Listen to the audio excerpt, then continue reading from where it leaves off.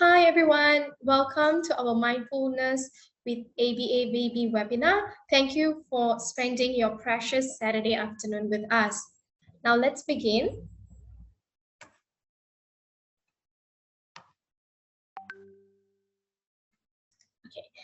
ARN was established in 2005.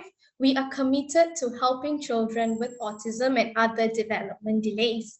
We are a leading provider of early intervention programs in Asia, and we reach key development milestones and help the children reach into mainstream education smoothly. We have handled successfully around 30 cases and more, 3,000 cases and more. And this helps them by receiving early intervention. It helps them have an outstanding recovery and again enter the mainstream education. Today, I have my colleague Cherry. She's an ARN program supervisor. She's also a board certified behavior analyst. And I, Shalini, am a senior behavior therapist. My background prevails in counseling and psychology. So what will you learn today? Awareness towards mindfulness for parents for children with autism, incorporating mindfulness in ABA-BB for children with autism, and we'll also have the Q&A session. So please feel free to ask us any questions that you might have. Mindfulness. What is mindfulness? So theoretically, mindfulness is the ability to maintain an objective or unbiased awareness of one's thoughts, feelings, and behaviors. It is always focused on the present moment. So in layman term, it's to know that there is a problem. We are going to face the problem, but you have to be mindful of your mental state. You have to be calm before you handle the problem. So what does mindfulness feel and look like? Mindfulness is one of the methods in trend now to help with stress management. So how can mindfulness help you? So mindfulness helps you with focusing your attention to the problem. It's using the intent of trying to solve the problem. You have to know that there is a problem. So you are going to have an intention to solve the problem. So to have an intention to solve the problem, you have to be open and aware of the problem. You have to have an openness to identify whatever the problem might be. And then once you've identified the problem, you've found a way to calm yourself down, then you solve the problem mindfully. Now, benefits of mindfulness. Academically, mindfulness is not only beneficial to parents or caregivers, it's also beneficial to the child, him or herself. Improvements in cognitive performance, school self-concept and engagement. Reduction of anxiety in high-stakes testing. So sometimes when our children go to school, they really feel stressed, right? So mindfulness helps them to cope with this stress, and it helps them promote greater attention. For mental and behavioral health, of course, it decreases stress level or emotional overexcitement and depression symptoms. It increases emotional well-being and self-compassion to understand that it's okay to be stressed. We just need to find a way to deal with stress. And social behavior. It's healthier in response to difficult social situations. It reduces implicit biasness and it increases compassionate response to others in need. It helps them understand that not only me, but the people around me might need help as well. So what are the examples of mindfulness? We use breathing space, body scan, and mindful body posture. These are the three different ways mindfulness can be incorporated in our daily life. And it doesn't take a long time. So what is breathing space? It's pausing whatever you're doing. This is the attention part. And notice what is happening. So you have to have an intent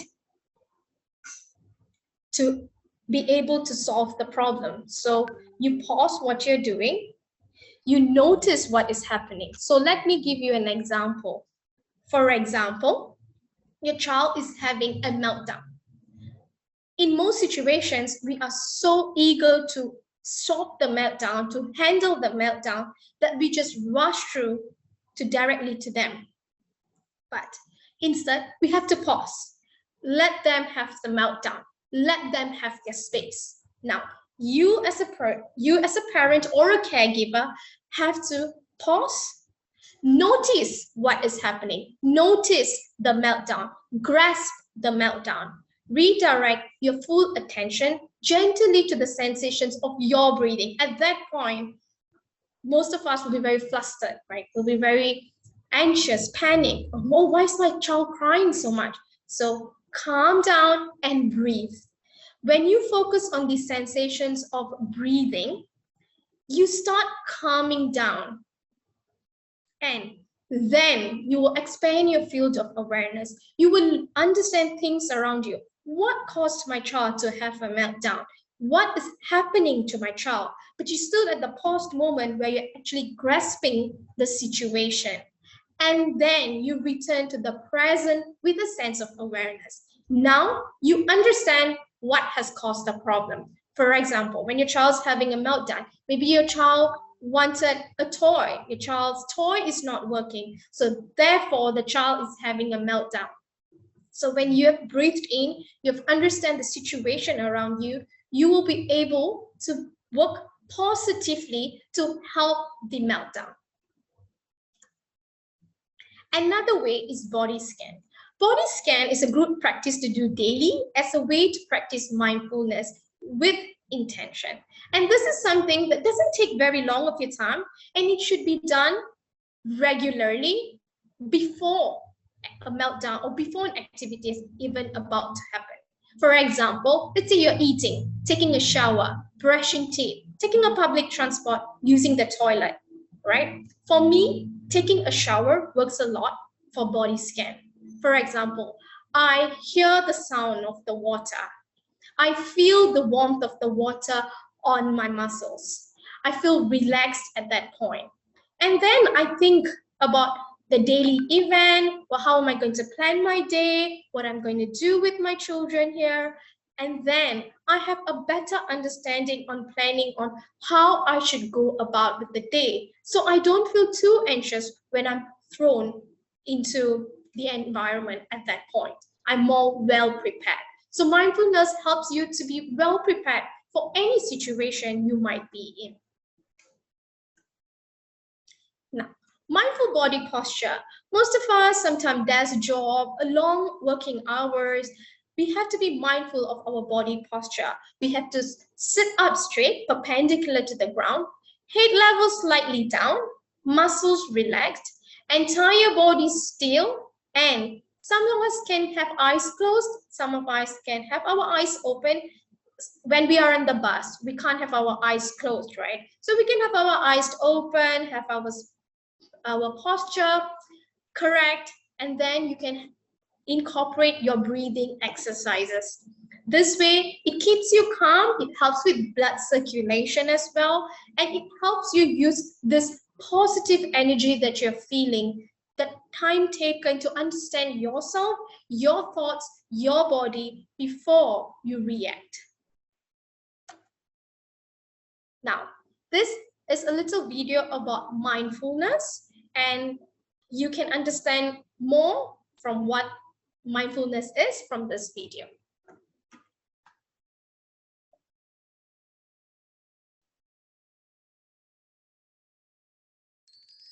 Everyday mindfulness.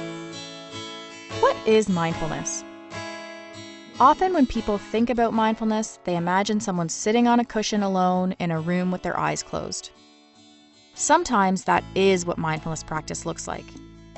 And sitting with your eyes closed in this way has great benefits. But mindfulness is also so much more. Mindfulness is a way to approach everyday life that makes living more enjoyable and less stressful. You can apply mindfulness to everything you do, whether you are eating, walking, or sitting in class. Mindfulness is a choice that you can make at any moment.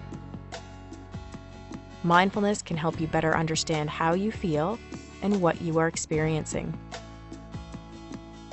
It's about being aware of the present moment instead of replaying the past or worrying about the future. Mindful awareness means being aware with kindness. It's about being engaged in everyday life, choosing to be nice to yourself and others in the present moment, and bringing an open awareness to all moments, whether those moments are pleasant, neutral, or maybe even unpleasant. Bringing to that awareness some curiosity and kindness instead of judgment and criticism. You may be surprised at what you learn if you are curious and kind. This does not mean that you need to be meditating. You just need to be paying attention on purpose with a little friendliness. This can help you with stress or anxiety or even sadness. It helps you focus on what is happening right now, because worrying about the future or the past all the time can be exhausting. Practicing paying attention in a kind way to little things can help train your mind so you can develop more ease across your life. Anything can be leveled up with mindfulness. Here are some examples of ways you can be mindful in everyday life. Right now, you might be sitting in a chair watching this video on your phone. How heavy does your phone feel in your hand? What parts of your hand is the phone touching? Is your phone hot, warm, or maybe cool? Are you sitting down? What parts of your body are being supported by the chair? If you are standing, can you feel which parts of your feet are connected to the ground? Or where you are placing the weight of your body on your feet? This is all mindfulness. Or maybe, when you're talking with someone, instead of listening to them so that you can give them a response or to answer them, listen with the goal of understanding them better. This is a little change that can make a big difference in a conversation. The trick is not to automatically react to what you're paying attention to. Just notice what body sensations and emotions come up. And notice your reactions or judgments, because there will be judgment. Just try not to judge yourself for how judgmental you might be. There is no right or wrong, just noticing what's happening in the moment.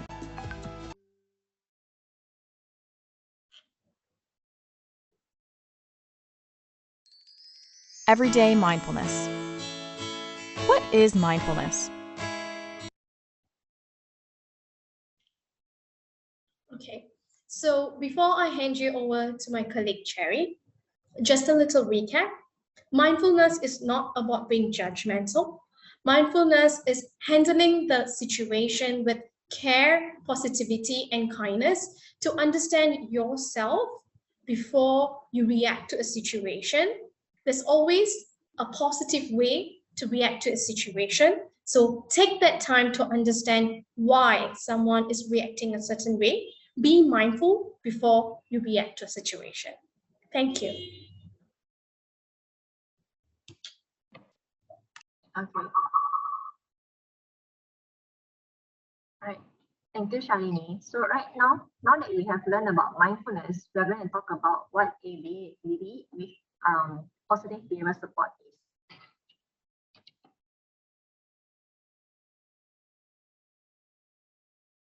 Okay. So ABVD stands for Applied Behavior Analysis with an emphasis on verbal behavior. It is a methodology that is used to address functional skills such as language and communication, self-help skills, play skills, social skills, and complying with instructions. ABAVD aims to demonstrate to the child the value of communicating in words. In ABVB, the child starts by learning to man, which is requesting for desired items, information, and activities.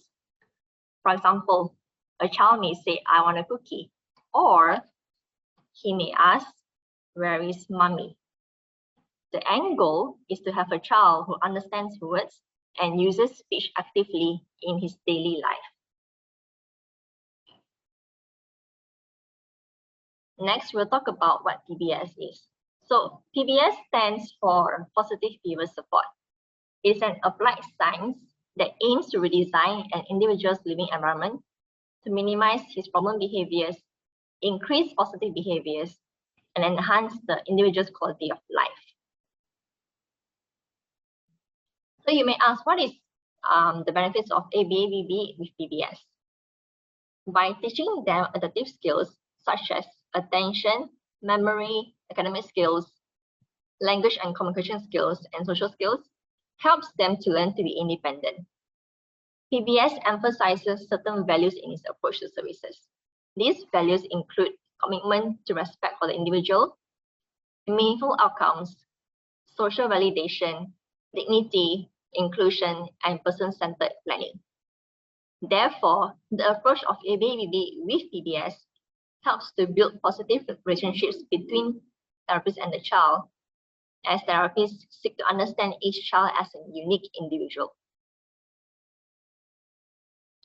So now we're going to talk about what are the examples of ABABB. So the very first language a child would learn in ABABB is man. So man is requesting, which means that when a child wants a cookie, he will say, I want a cookie. Next, we have tag, which is labeling. When a child sees a cookie, he will say, cookie, or I see a cookie. Then we have echoic, which is vocal imitation. So when someone else says cookie, the child will say cookie as well. Okay. Next, we will watch a video about echoic. Apples. Ba. Ba. Say it. Ba. Yay! Good girl. Good saying ba. Uh-oh, good job. Okay, so as you can see from this video, the girl's reinforcer is bubbles. So the therapist was trying to get her to say the word ba, which is the first initial of the word bubble. And when she can say the word ba, she gets bubbles. So this will encourage her to use words to request for what she wants. Apples. Ba. Okay, then we have motor imitation, which is copying whatever action that someone is doing. So let's say you tell a child clap hands, then the child will also do it as well. Okay, then we have receptive, which is compliance. This is their ability to understand spoken language. So like you ask him to sit down, then the child will go in front of the chair and sit down. Or if you ask him to go and get the cup from the kitchen from mommy, then he will go to the kitchen, look for a cup, and then bring it back to the mommy. Okay. Then we have improbable, which is talking about things in their absence. So this is the ability to respond or answer questions. For example, you may ask them, how was your day? What is your name? Where is mommy? Okay. So this is an example of video of motor imitation. It's time to give the verbal instruction. First, give a verbal instruction to your child to imitate. This may be something simple as do this or follow. If your child is unable to imitate you, using a physical prompt after the instruction is given can encourage your child to copy the actions. Here's an example to get your child to imitate you using physical prompting. For example, to teach a child how to clap hands, first provide a full physical prompt for the child to clap, while simultaneously saying the phrase, clap hands. Prompting your child will allow them to understand what is expected of them. In the long run, this enables your child to imitate you more spontaneously and follow instructions better. Okay, so as you can see from this video, the therapist would say like, okay, follow me, clap hands, then the child will do it as well. So this will actually encourage them copying whatever observed behavior, like in terms of play skills as well, and also social skills. Okay, next we'll talk about how to incorporate mindfulness in ABVB. So we know that children on the spectrum depend on routines to go about their daily lives, as it provides them with a sense of structure. Hence, experiencing disruptions in their routines may increase the anxiety level, which can leave them feeling extremely frustrated. They may also risk having a meltdown when they are unable to adapt well to altered routines. So you can try to teach them flexible thinking by categorizing possible changes to 3 main areas. So it can be minor changes, moderate changes, and major changes. So minor changes are like changes that have minimal impact to them to prevent feelings of anxiety. For example, you can try to introduce them to sit at a different seat at the dining table during mealtime. When they're able to accept such minor changes, you can then introduce moderate changes. So this could be like taking a different route back home or wearing a different pair of shoes. Then you can try to introduce major routine changes. So this could be like a completely different activity from their daily usual routine. When you are going through these routine changes, keep in mind that both you and your child can practice mindfulness, whereby both of you can stay calm by taking deep breaths and going through a calming routine together to avoid a meltdown.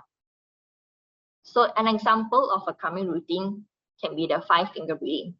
So take your hand and we are going to trace around your fingers. So every time you go up a finger, you're going to breathe in. Every time you go down a finger, you're going to breathe out. So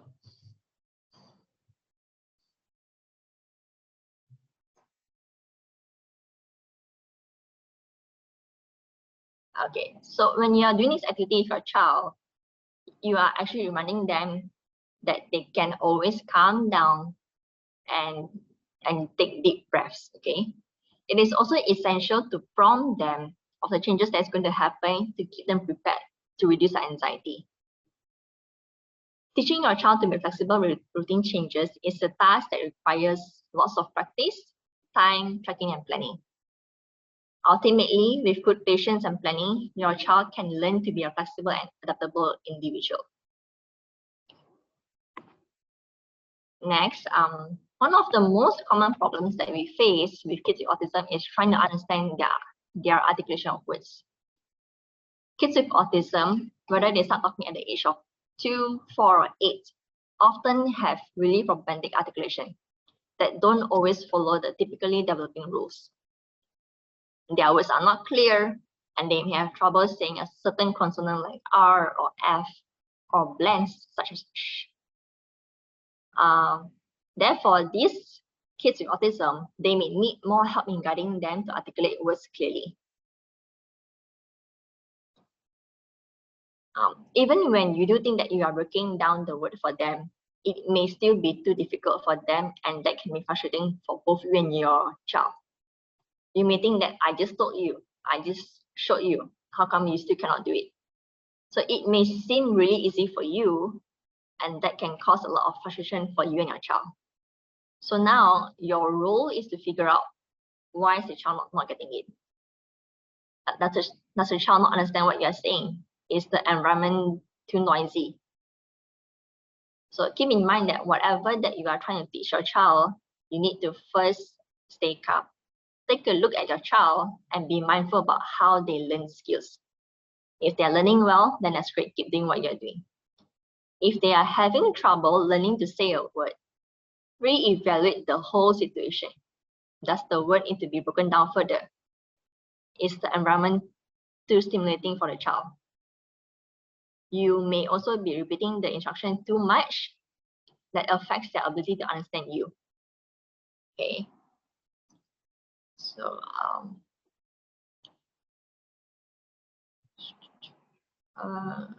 okay. So you can try to break down the words further. Go with like single syllables, And then also you can also try to do some oral massage that can help to strengthen their oral motor skills. Okay, because when you're massaging your kid's mouth area, you are also doing counting, like 1, 2, 3, up to 10. So while you're counting, concentrate on your breathing, and this will help you to keep calm. This positive energy from you will get transferred to the child as well. And this will improve the whole outcome of the process on trying to get him to say the word.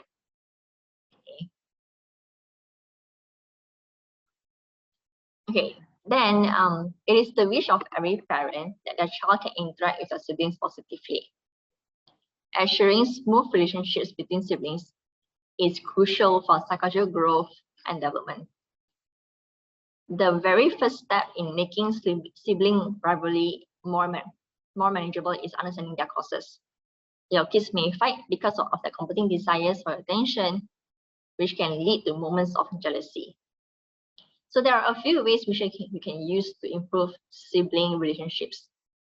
The first one is you need to stay calm, quiet, and keep your cool. Pay attention to what your children are doing so that you can intervene before a situation escalates. When you learn to keep your cool in such situations, your children will also learn to do the same. Okay. Number 2, you can also provide information about autism to your typically developing children and help them understand their siblings better. This can help your typically children to feel less anxious or frustrated as they learn accurate information about their siblings. You can also encourage positive interactions by setting up sibling activities. For example, finding a joint activity that appeals to the interests of all of our children is a good way to develop positive interaction between them. These activities can be stacking blocks, reading a train track, spending time at the playground together. So always remember to offer behavior-specific phrases to your child so that they know what you are looking for. I said, oh, good job playing with your sibling. I like how you roll the ball to him. Okay, so all in all, you need to be mindful about how you behave, how you react to your child when they are having tantrums or when they are playing with their siblings. Okay. So now, okay, so you can also scan the QR code to see our YouTube channel. We have a lot of videos there that can help you to understand your child better. We also offer services at home and center-based. So we also offer social thinking, early intervention, and school readiness program. And now we'll have our Q&A session.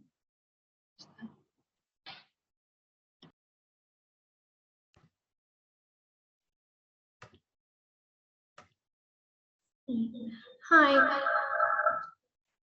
So one of the questions that's asked is, does mindfulness the same as not thinking about your problems? Mindfulness is definitely not that. It is thinking about the problems.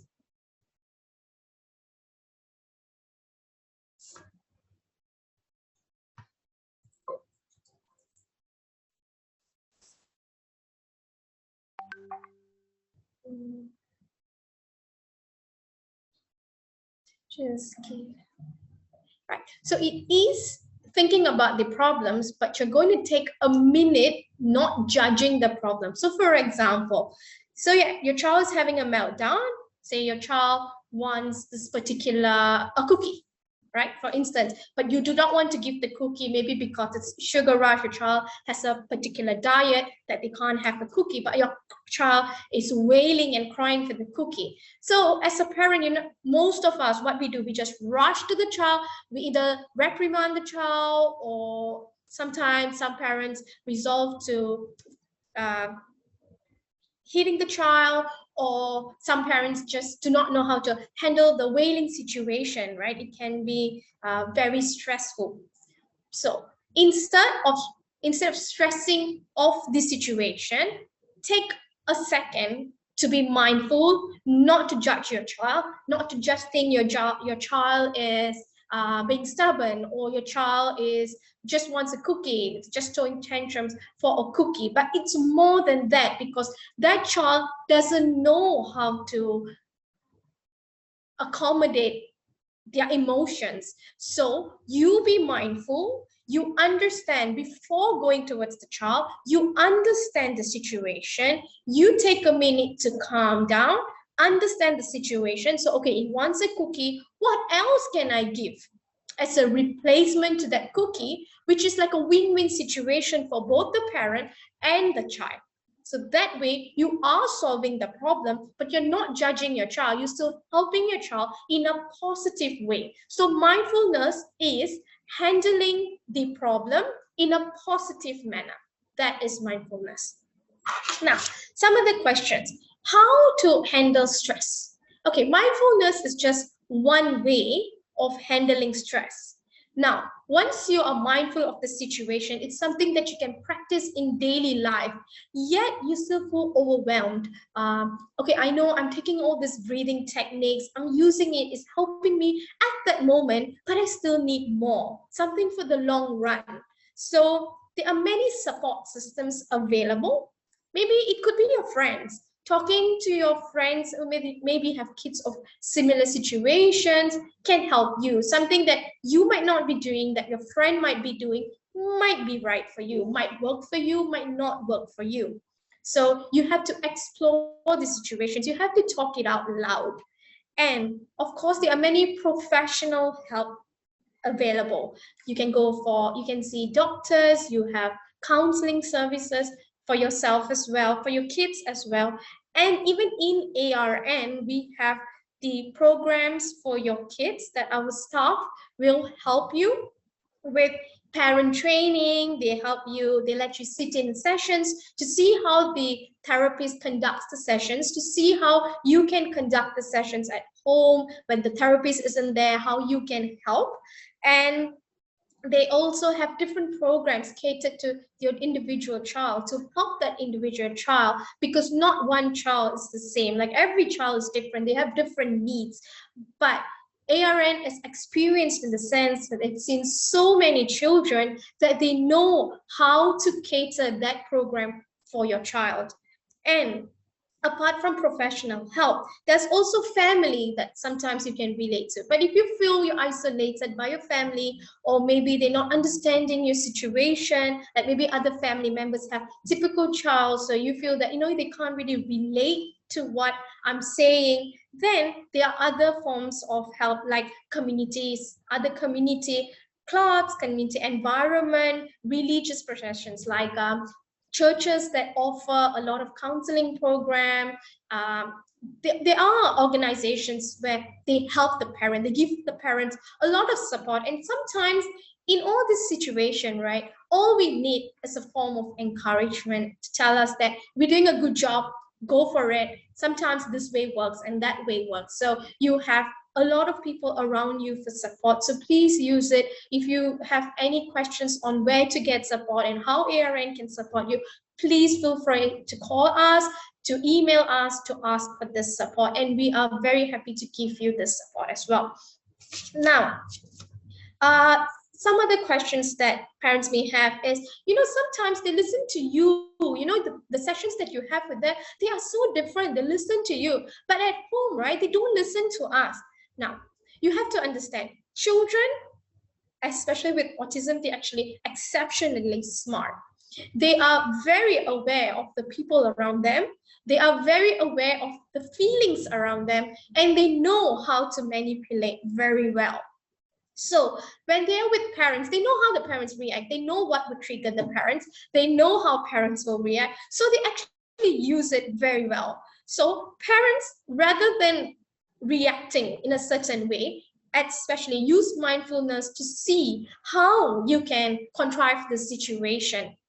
All right. So maybe, let's say the child is asking you for, the child wants to play water play, wants to have a water play, but you feel that the water play at that point is disruptive, it's not helpful, or you're doing something, you're busy. So there's always a certain way to react. Instead of saying, no, I'm not doing it, no, I don't have time, you find a different approach to keep that kid happy, as well as you still need to do your stuff. So that's why you have to be mindful. You have to understand the situation.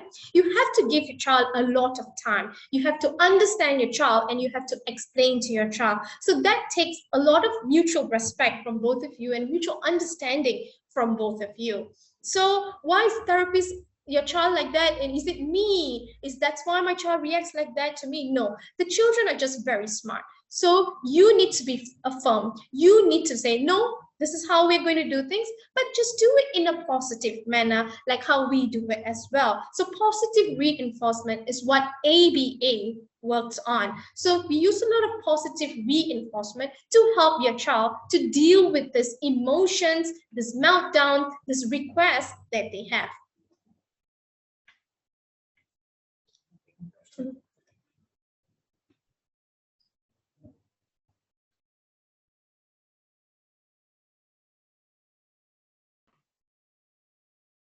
Okay, so there is also one question from the audience asking if ABA really is the most effective treatment for children with autism.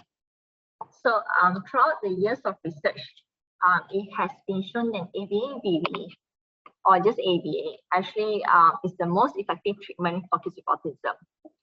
So high quality ABA programs will prioritize the values and goals of the individual and emphasize meaningful skill development. By having close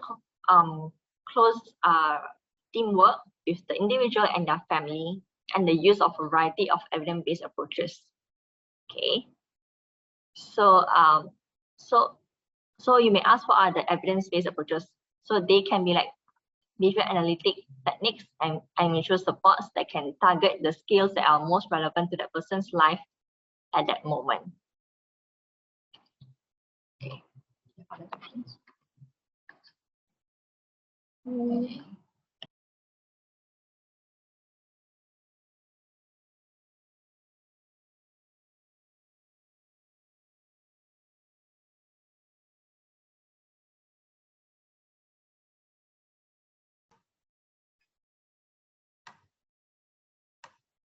Okay, another question, how to keep calm when your child showing tantrum in public places? Okay, that's something I think a lot of parents battle with, okay, because I think we're embarrassed that people around us are looking, are we being good parents? You know, are we doing our jobs well? Is that why they're not? Is that why they are? How are people going to look at us, or how are people going to look at my child? So let's, first things first, let's not worry about who's looking at us at that point, because our kid right in front of us is the most important thing. Now, we need to learn how to manage. So sometimes the kid is showing a behavior, it's either because they need an attention from the parent, or they want something that they want it's my way or the highway. So firstly, try and ignore the behavior. I know it is very difficult to ignore the behavior. Try and ignore the behavior. All right, give it 2 minutes to don't react to it. Sometimes when you react to it, it triggers and stimulates the child more. So ignore the behavior. Now, have quiet, give them like time out, give them a time, bring them to the corner, give them a timeout and tell them, you're behaving this way, mommy's not going to give in, or daddy's not going to give in, I can't give in to you. So you take your time, let's think about it. Okay, what else can I give you that you will feel happy? Not this, but something else. So that is a form of positive reinforcement. Or you can tell your child, okay, please calm down, then I will give you. So they know it's not the crying that's getting them what they want, but it's being good and being calm that's getting them what they want. That's positive reinforcement. If they're crying and then you give in to them, that is actually reinforcing their negative behavior, is which would trigger the situations again and again, because the child feels every time I cry, I'm going to get this. So at that point, it's really going to be difficult. But the more you practice this, it will definitely give a successful outcome.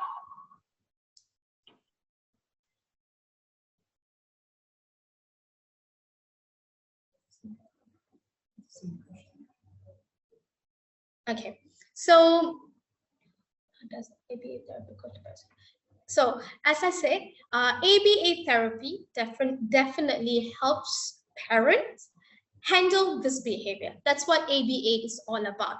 Handling the behavior, helping them gain skills through handling this behavior in a positive manner. That's what ABA is.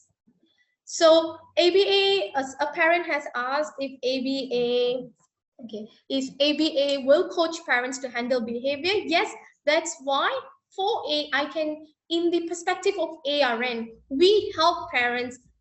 We have staff to talk to parents. We have parent training sessions so that they can help this behavior. You can also sit in sessions with the therapists to see how the therapists are contriving the situation. So parents can also take that and use that aid at home when the therapist is not there, or at public places when the therapist is not there as well.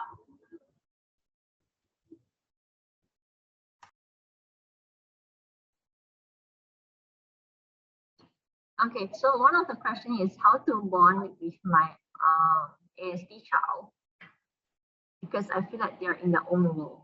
So first of all, if your child is always playing on their own, you have to try to sit by their side and then join them on what they are doing. So don't try to change their attention to elsewhere, because their interest at that moment is with that particular toy or with that particular book. So you can just, first of all, just observe what they are doing, and then slowly invite yourself into that situation. And then you can play with them, or you can like make some simple comments. Oh, look, the car is blue. Wow, I like your train. Then you can like, drive the train, or like choo choo.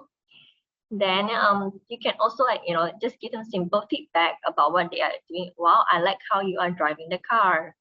Good, playing nicely.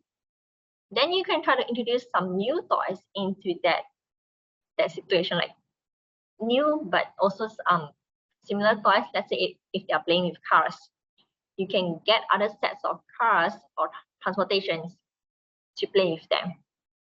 Or if they like cars, you can put some animals into the toy.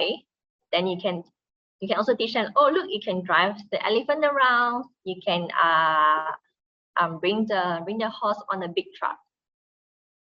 So the main conclusion of trying to approach your child with autism is that you have to observe them first. Don't just try to barge into the situation and then change your attention to outside, because they will not feel happy about it. Okay.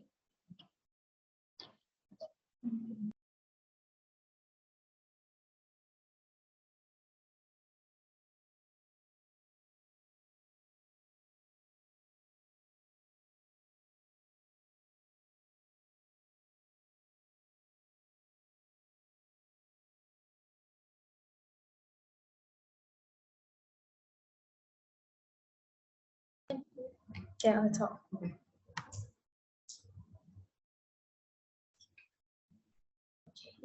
Right, so you can use mindfulness practice with children with ASD. How? Okay, breathing is something everybody does, right? So you teach them how to breathe.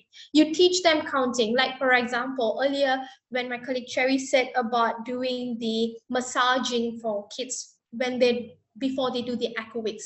Yeah, so when you massage, you breathe. When you are doing it, when you use motor imitation, they will learn from you. When you're like, they learn from you. They see, hey, mommy's doing, hey, daddy's doing. What are they doing? I also want to do. And they're actually doing it just because they want to copy, but they're actually benefiting from it.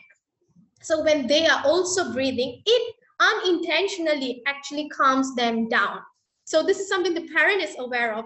The kid might not be, but it is happening for the kid. When you are calm, you're passing this over to your kid. Your kid's going to learn to be calm too. If your kid is screaming and parent is screaming, there's no space for the kid to breathe, and there's no space for you to breathe as well. So you have to be calm. You teach your kid to be calm as well in that. So sometimes kids learn from us. They learn from seeing us. So when we are calm, they learn that, hey, mom's always calm, so I can be calm. Why am I the only one wailing away? Or why am I the only one showing tantrums? Daddy and mommy seem so calm, even when I am showing tantrums. So then they learn.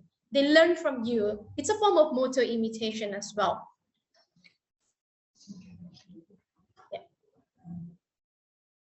Yeah. Is there any more questions for us?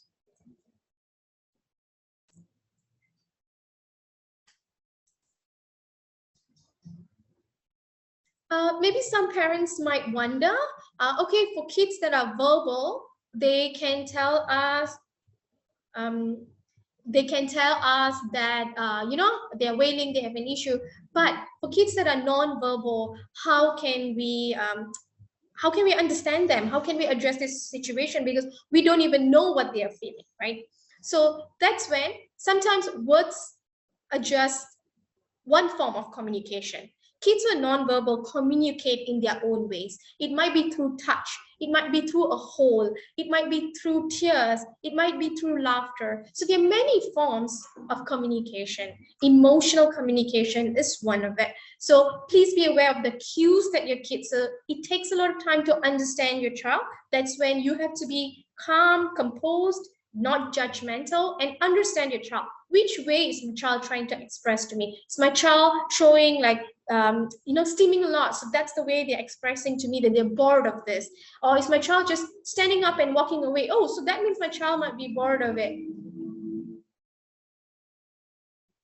Okay, so that's one way. So you need to understand your child. How is your child expressing their frustration? Now that you've spotted the way your child expresses his or her frustration, you find a way to solve this frustration, right? Like say, for example, your child is just stands up and walks away, right? Doesn't like, so just stands up and walks away, but you sit there and you feel frustrated. Your child keeps standing up and walking away when you're trying to do an activity with your child. That's all right. You walk with your child. See where your child is going. You can play I Spy. So kids get intrigued by this. Like, I spy, what are you looking at? I spy a swimming pool. I spy a playground. Oh, shall we go to the playground? So this way you're using positive and reinforcement to bring your child back in your child's own world. You're entering the child's world to bring him back to your world. So how do I get my child to eat his veggies? It takes a lot of coaxing and praising. So it is veg. Okay, there are many ways to fit veggies. Sometimes social stories. From what I know, there are a lot of like Cocomelon videos, and you know, kids these days, they're all into videos. Or you can use storybooks. Okay, for parents who don't like too much screen time, you can use storybooks to show your child that eating vegetable. You see, a lot of kids are eating vegetable. Vegetables are nice, and there are many ways of cooking the vegetable. Maybe your child doesn't like that vegetable cooked in this manner, so try other manners of cooking the vegetable to feed your child. You can use yourself an example to feed your child, or you can, of course, praising helps, coaxing helps. But if that's how your child wants to eat, then you have to praise, you have to coax your child.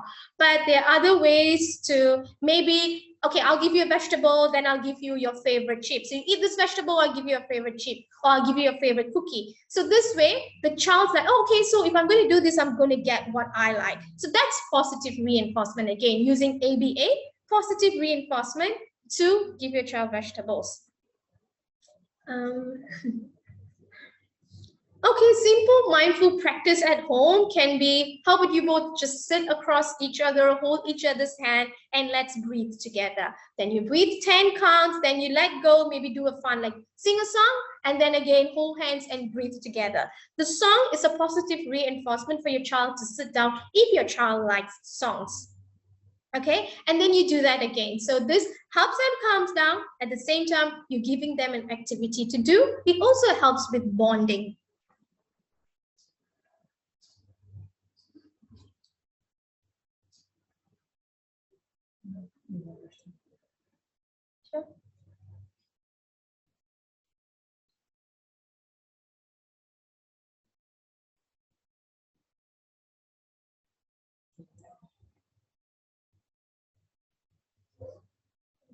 So our sessions are recorded. Yes, you can re-watch them. They will be posted on our Facebook page. So please re-watch them. And if you do have any questions further, feel free to contact ARN, and all our staff will be more than willing to help you understand your child and answer your questions.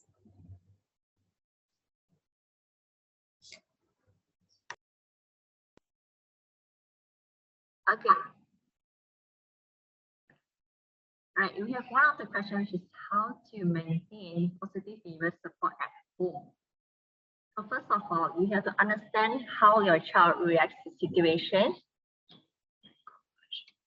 and also like always remind them of the mindfulness activities that they can do. Like, let's say if they are getting too frustrated or they are at the verge of having a meltdown, teach them some calming skills that they can do, like the 5-finger breathing, you know, going to a quiet corner and think about what has happened, and then maybe you can talk to them about it as well. Or if your child is nonverbal, just observe them, how they respond to different situations, and then teach them how to stay calm.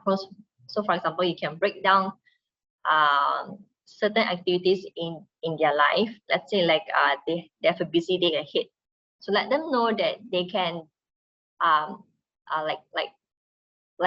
today we will first go to the supermarket to get some food.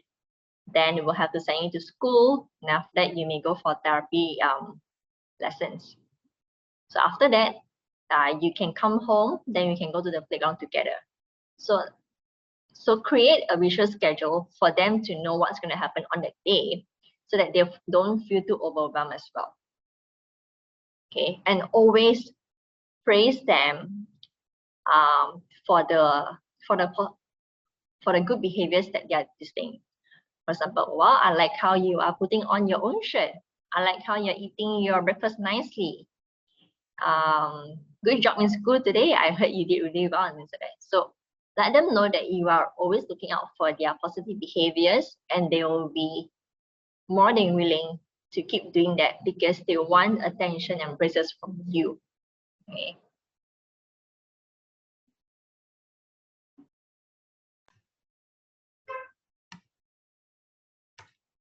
Okay, so one of the questions is, can the teacher at school do mindfulness practice with their students too? Yes, they can. It has to be a little facilitated, maybe like switching off lights, bringing down blinds, so the room is a little dark, so that children are a bit calm. You know, children get excited when something is different from their normal routine, right? So when they do something is different now. Classrooms are meant to be bright. Now the classroom is a little dark, so they tend to be excited and they tend to follow the instructions well. And then teacher can do mindfulness, like maybe play a video of water moving, or so they hear that, hey, what sound are you hearing? Okay, then the water is moving. Now think that you're touching the water. How do you feel? So different kids feel differently. Some kids will say, oh, I feel cold. Some kids, oh, I feel warm. So that's when you try to understand the kid better.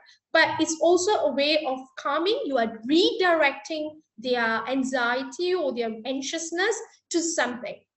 So yes, definitely you can practice this in schools as well.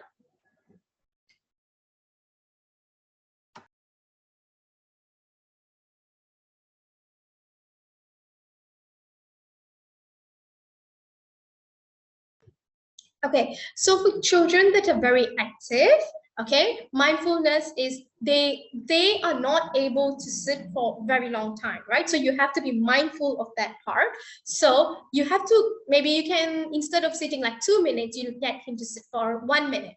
And when he sits for 1 minute or she sits for 1 minute, then you give him something that he enjoys for maybe 2 minutes. So this way he feels, hey, if I sit for 1 minute, I get more time to do what I want. So slowly you increase the sitting time and reduce the playing time. But initially you might have to give more playing time and less sitting time. But eventually you will decrease the sitting time and decrease the playing time and increase the sitting time. So this is going to take some time, but maybe just give 1 minute of breathing techniques, 1 minute of being calm, 1 minute of just standing still, 1 minute of closing eyes, and then you let him do what he likes to do. So he's actually interested to do what you're asking him to do.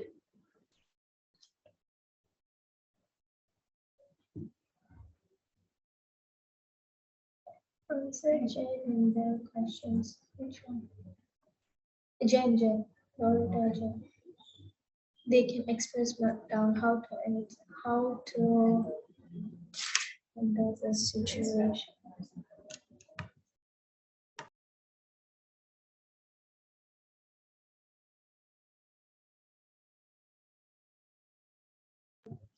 Right. So different children are different, right? So some children like to be coaxed when they're having a meltdown.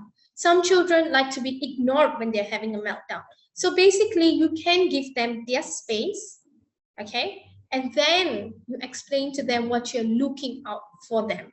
So you give them, you're like, it's okay, you're having a meltdown. So let them know it's okay to have a meltdown. It's not entirely wrong. They're not being judged. They're not being wronged. So let them know it's okay to have a meltdown, but they need to be able to manage the meltdown. So it's okay. I understand that you're upset. I understand that you're overwhelmed. Okay, let's do something else. Maybe we can redirect their attention to something else so that they don't feel overwhelmed. But if you keep like, oh, why are you crying, baby? Or why? Maybe they feel even more overwhelmed, right? So hug them, let them know, okay, it's okay to be upset. It's okay to have a meltdown. Now let's find ways to come out of the meltdown, and you do maybe activities of interest, activities that they like, something to redirect their very occupied mind.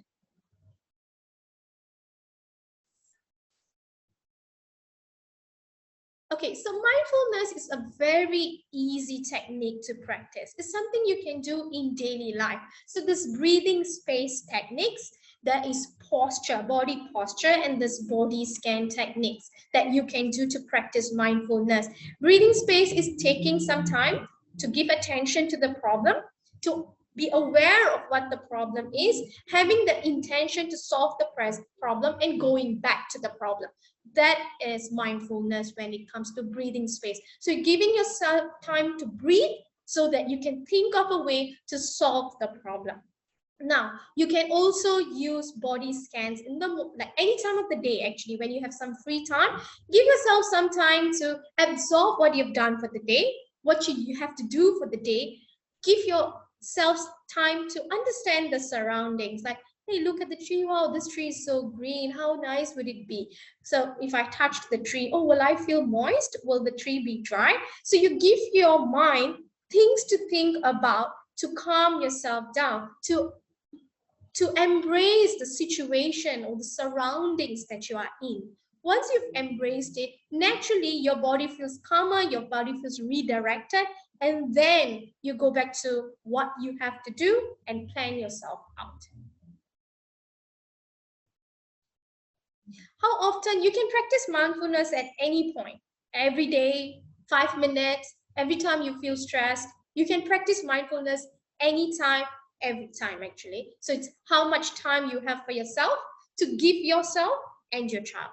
That matters.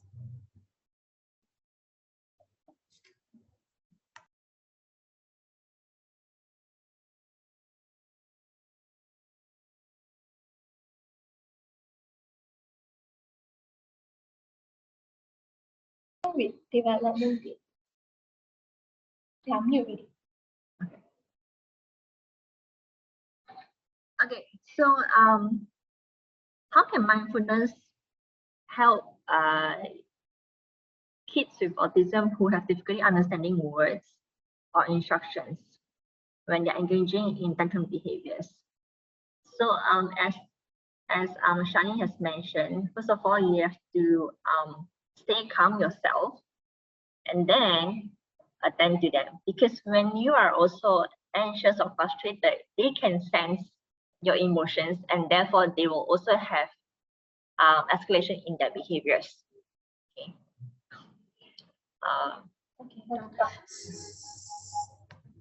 So the kid might not be able to understand your words, your instructions. They cannot, but they definitely can understand your facial reaction. So if you are like angry, they're going to see it on your face. But if you are calm and they're showing a tantrum, but they're looking at you like, why my parents so calm? Why is my caregiver so calm?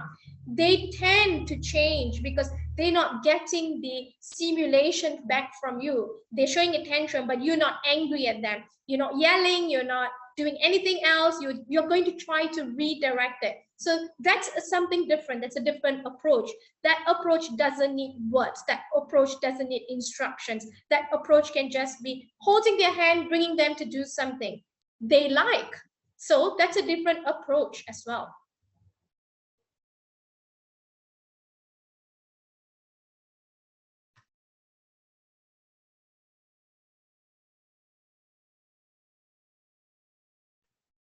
Okay.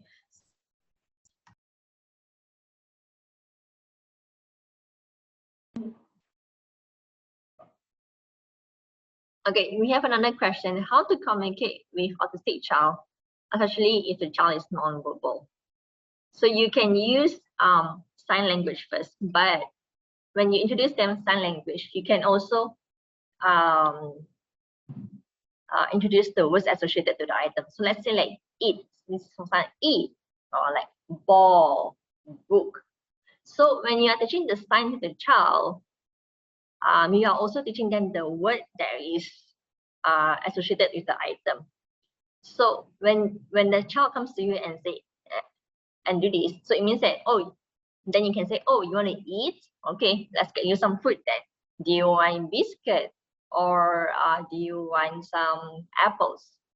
You know, so so kids who are nonverbal, they first learn using sign language, but you also have to teach them the word as well, the spoken word, so that they can try to imitate you as you go. Okay.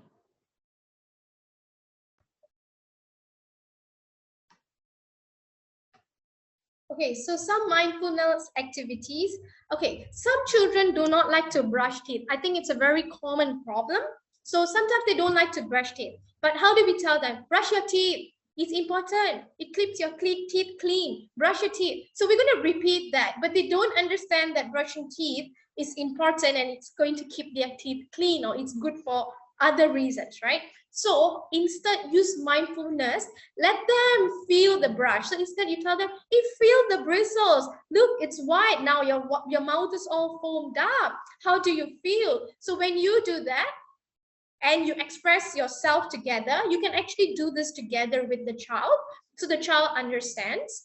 Or for verbal child, they might understand. For non-verbal child, they might understand. So even if they don't understand, they see your reactions, right? Like you're touching, you're feeling. So they tend to like, hey, why are they touching? Why are they feeling? So then they try to explore as well. So instead of just telling them the natural benefits of it, you're letting them explore what is a foam, what do the bristles feel like, how do they feel like, do they feel a little cold, what do they feel? So you're actually prompting them to be curious, which is what children are, curious.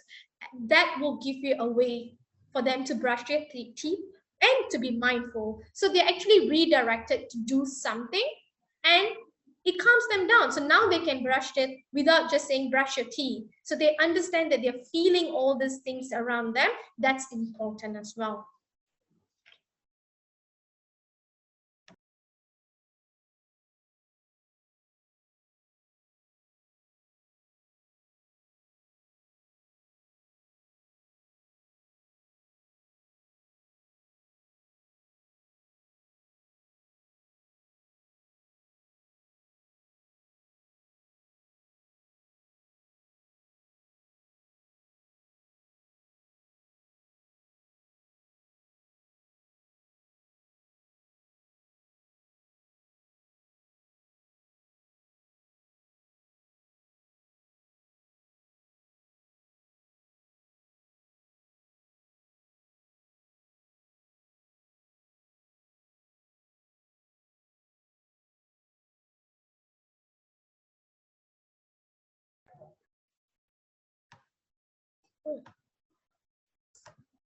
All right. So thank you so much for all your questions and for listening to us. Please feel free to call us, email us to understand more about ARN and to understand more about kids with ASD and how we can help you help your kids as well. We'll show you the slide that has the information. So please contact us at www.autismrecovery.sg or call us at 63488005. You can find us at Facebook as well at autism.singapore and at Instagram as well at arn.sg. And you can also WhatsApp us at 8650-2665. So there are many ways to contact us. Feel free to contact us at any moment. We're always happy to help. Thank you.